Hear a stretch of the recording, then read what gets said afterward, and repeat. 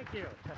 Thanks very much. Thanks for the welcome. Thanks for coming out to the straw poll today. This is a great big political fair here, and the world is watching all that unfolds. I want to tell Craig how I did get here.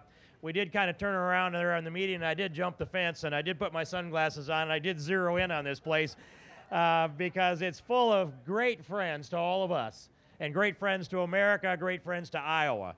And I'd like to see this day stretch on for 48 hours because I won't be able to do all the things I want to do. But I look forward to the straw poll, that cycle that comes back around, and what we are in the business of doing here in Iowa. And I just want to remind everyone that if we didn't have a First in the Nation caucus, then there wouldn't be an opportunity for anyone in America to look the presidential candidates in the eye and not only listen to them. There's something about public speaking where your head and your heart come out of your mouth. Eventually, we're going to figure out what people think and how they think if they just talk long enough. And even if they're really, really good, you're going to get to know them in front of the curtain, behind the podium, behind the curtain, and in some of the normal walks of life. And you measure them a lot of different ways. And we have a statewide conversation that turns into a nationwide conversation evaluating the presidential candidates. And I will tell you, they believe in the right things. I don't have any hesitation about that. Every single one will make a lot better president than the one we have. And we are here starting this path of turning Barack Obama into a one-term president. Now, we have an economic problem. We all know it's been going on here since the fall of 2008. One point I'll make is about then, when there was all of that fear in the financial world, fear that there was a global credit crisis, fear that there was maybe a collapse of our currency, no one knew how bad it was going to get. I gave a speech one day in the middle of that, and I said, however bad it gets, we will bridge it better here in Iowa than anywhere else because we're closer to the land from which comes all new wealth, and we're close to our families, close to our faith, our churches, our communities, and we'll link ourselves together. That's 3 years ago. Where we are today is some of the lowest unemployment in the country. It's not great. We have an improvement to make. We build a lot of equity in this state, and if you look around and you see that sea, I live in the middle of a sea of corn. I mean, I'm a happy guy. I can sit on my deck and look out there, and when it is a fantastic place to live. It's the best place in the world to raise a family. And then why is it that all of us happy people that have this wonderful life decide we're going to throw ourselves into fixing America? Because we want to share our values with the rest of the country and the rest of the world. Because we understand we have a gift that comes from God, and the rights of liberty that come from God that He revealed to our founding fathers, and they put together this invention called America. Now, that's a hard task 200 plus years ago to do that, to essentially discover liberty and put it into the pieces so that it could be enshrined in our Declaration, which inspired our Constitution. And in the Bill of Rights are most of the pillars of American exceptionalism. This great country deserves a great effort. It has a great soul. And you have great heart, as do our presidential candidates that are here today. And you're looking in their eyes, and you're measuring that heart. You're measuring that conviction. And as we go through this straw poll that's taking place today, you're going to first send the first message to the world of which presidential candidates have the strength, which ones we believe at this point will be in the best position to take America to the next level of our destiny. That's the charge that we have. Now, there are a few things that need to be undone while this goes on. And I'm going to ask all of you as go everywhere today, experience this entire straw poll, get the whole experience. But one of the things, stop by the mini tents that we have set up in my little place not too far from here and sign this pledge. I've written some words for you, and I'm going to ask you to sign on. I'm not too worried about somebody around here saying no. But it essentially says this: I pledge that I'm going to work to undo Obamacare, repeal 100% of Obamacare.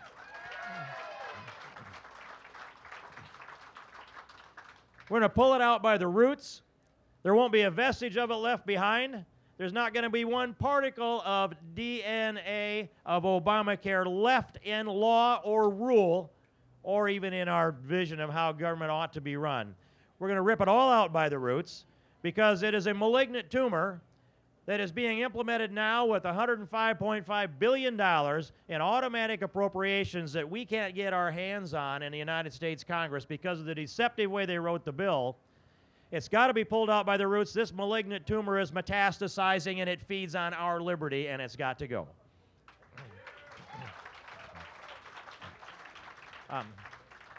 So that pledge is there in my mini tents over there. Grab a magic marker, sign your name to it. We're asking the presidential candidates to come by. We're going to give them a red felt pen to sign their names there. Mike Huckabee will be by later on, and he has been leading on these issues very well. And I look around and here's a commercial with Mike Huckabee saying, repeal Obamacare. Good, I'm with that. There's a little video there, and my grandchildren recognize me in that. We're on the same page on that. We're on the same page on the fair tax. We're on the same page also on another piece that's essential to us to get this country fixed. We can't solve this economic problem without first repealing Obamacare, but we can't either solve this economic problem until we balance our budget and pay off our national debt.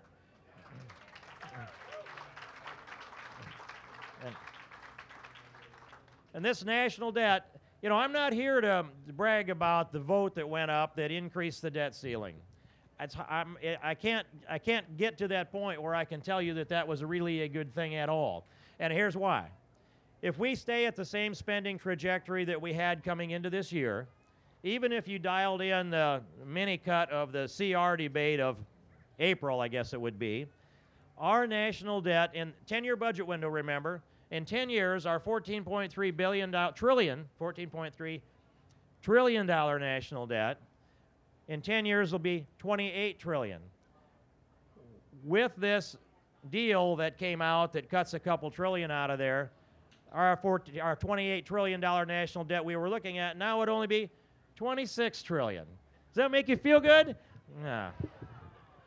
I cannot look you in the eye and say that's good enough for you, not good enough for Iowans, not good enough for Midwesterners, not good enough for the American people. Even if we'd stuck with the Ryan budget, which we lost ground on, the 28 trillion under Ryan was 23 trillion in debt 10 years from now. With a budget, this Giuliani's wife calling me here. Okay, I'm sorry. I thought I caught your eye looking. But that $23 trillion in national debt that we would have in 10 years means that, and that budget doesn't balance till for 26 years. 26 years. Now, I have 3 sons. They're in their early 30s, and they've hardly worked a year that there was a balanced federal budget. I cannot say to them that their children, my grandchildren, would see them retire having never worked under a balanced budget of the federal government and our national debt accumulating year after year after year in perpetuity. We must tighten this belt now. And we have to step up to address entitlements. We've got to address, really the reason that Michelle Bachmann said she would not vote to raise the debt ceiling is because it forces a debate on the essential functions of government. We must force a debate on the essential functions of government. And we've got to drag the Democrats to the table because they don't intend to ever balance the budget. And when I go through that debate with them, we did a 3-day debate in the House Judiciary Committee that's on a balanced budget amendment. And the balanced budget amendment that we passed out of committee that sits on the calendar now to be offered to the full House of Representatives, it requires a balanced budget, and it requires a supermajority to raise taxes, a supermajority to waive the balanced budget, and it caps spending at 18% of GDP. We've got to cap it, people. We've got to cap it. And I'm willing to tighten my belt, and I know you're willing to tighten your belt. And you know what you get on the other side of that? You get American liberty. You get freedom. Every time you hand $1 into the nanny state takes away some of your freedom, some of your liberty. It's a confiscation of freedom to see Obamacare, for example. They have now, we knew they were going to pour all kinds of regulations on us. When the federal government decides that they are going to design every health insurance policy in America and take away your right to purchase a health insurance policy of your choice, one that meets your needs. We might sit there with, you might have $100,000 sitting in a health savings account and think, this is a pretty good deal because I can negotiate my health insurance policy down with a $10,000 or $15,000 or $50,000 deductible, pay lower premiums on that, and while that's going on, maybe I want to do a co-payment and have lower premiums at it, take the savings and roll it into my health savings account. Can't do that under Obamacare. The Obama administration has decided that their nanny vision is that you can't make smart decisions for yourself financially. They're making them for you. So that means your health savings account that did have over $5,000 you could put into it annually tax-free got dialed down to $2,500 under Obamacare because they didn't have the guts to do what they wanted to do, which is get rid of it. They don't want you to have your freedom. What Obamacare is it's the nationalization of your skin and everything inside it. You know, the first most sovereign thing we have is our soul. The second most sovereign thing we have is our health. And the federal government has confiscated our management of our own health care in America and put you into their one-size-fits-all vision of socialized medicine. They have nationalized your skin and everything inside it, and they put a 10% tax on the outside if you go to the tanning salon. Can you feel them rip the liberty and the freedom out of our lives? Who today, remember when Ronald Reagan ran for president in 1980? And he said, are you better off today than you were 4 years ago? We said no. Go home to Georgia, Jimmy Carter. And Ronald Reagan became the greatest president of the century.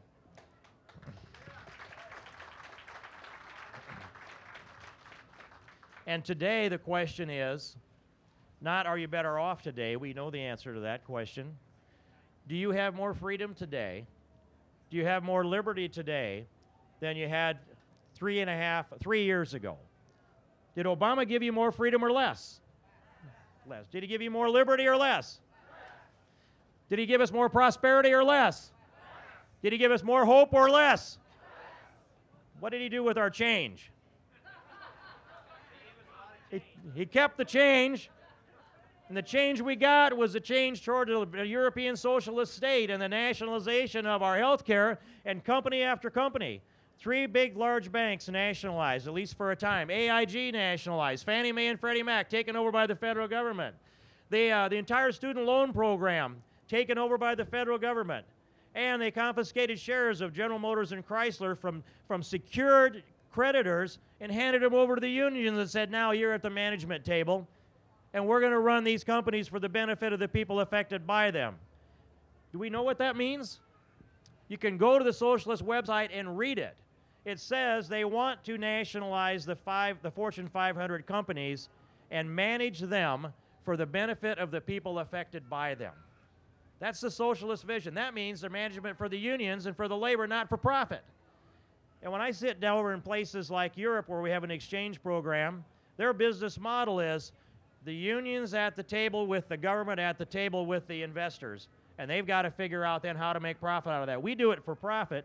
We do it for competition. We do it to grow America's economy, America's national security.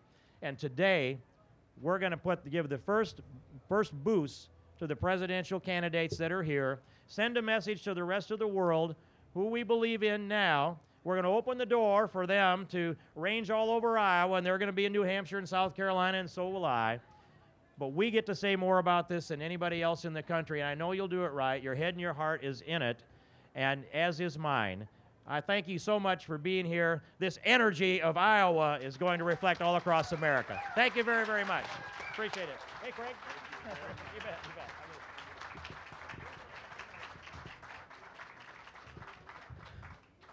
We have a pretty full schedule today.